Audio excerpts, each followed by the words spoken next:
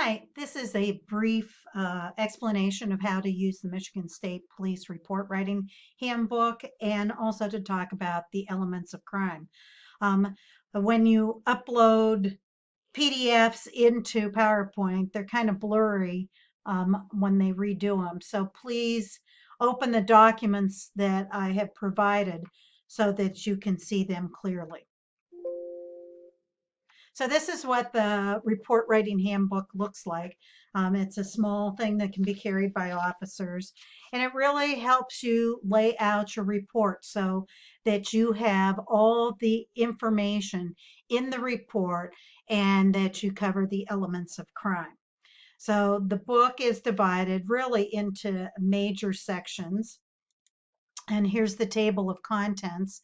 Um, the table of contents gives the file class number, and these numbers are really what are related to the uniform crime reports that the state then reports to the FBI. Remember UCR reports?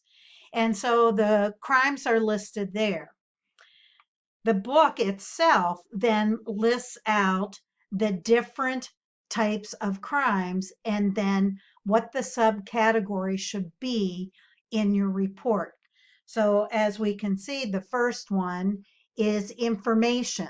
And it literally tells us that the narrative should explain the nature of the incident, a description of what was reported, um, what was received, the mode of receipt, which is how did the officer find out the information, officer's activity at the time of that receipt, and then the progression of the events until arrival at the scene and any other relevant facts. So with a robbery, is it a robbery in progress or did the robbery occur and then the victim calls after the robbery? So how did the officer find out about the robbery? Did they walk in on the robbery? Did dispatch get a call from the victim? Or did a witness see it during progress? So there's all different ways that the officer could have found out about the robbery.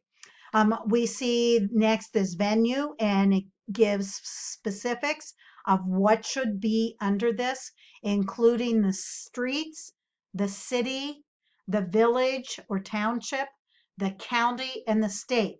So all the reports should be reporting not only the city, like City of Big Rapids. Um, we're not in a village because we're in the city. The county would be Mecosta, and then we would write Michigan. And then the date and time it specifies to also include the day of the week. So it's Monday or Tuesday and so on. So it's very precise in what the information is that you would put in the report. So all you have to do is look at the handbook. If you've got a robbery or something that falls under robbery, then you use these categories. Um, for robbery, there's a lot of categories. Here we go from weapon to photographs, latent prints, interview witnesses, suspect. Many of these may not be available at the time of writing the report, and these then become supplemental reports. And finally, whoops, is there's a third page, and sometimes they give you extra categories just in case. But when we talk about the elements of crime, we're really talking about what are the elements that must appear in order to be charged with that crime. So here is the penal code for robbery for Michigan. And so they have it divided into different aspects. So we'll just review the first one. So this is for use or possession of dangerous weapon, aggravated assault, and the penalty. So what would fall under this? A person who engages in conduct prescribed under Section 530 and who, in the course of engaging in that conduct, possesses a dangerous weapon or an article used or fashioned in a manner to lead any person present to reasonably believe the article is a dangerous weapon, or who represents orally or otherwise that he is or she is in possession of a dangerous weapon. is guilty of a felony punishable by imprisonment for life or for any term of years. If an aggravated assault or serious injury is inflicted by any person while violating this section, the person shall be sentenced to a minimum term of imprisonment of not less than 2 years. So what they are describing, what is a dangerous weapon?